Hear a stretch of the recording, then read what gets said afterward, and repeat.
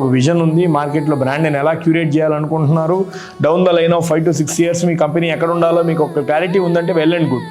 కానీ చాలామంది చేసే పొరపాటు పని నేర్చుకోకుండా ఇదే విజన్తో దిగుతారు. సో అది తప్పు మళ్ళీ.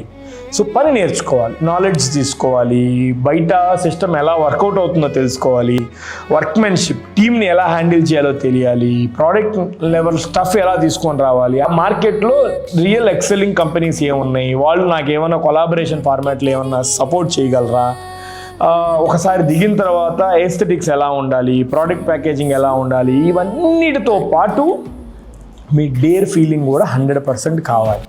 Akshara Pulse, Akshara Pulse, Akshara Pulse.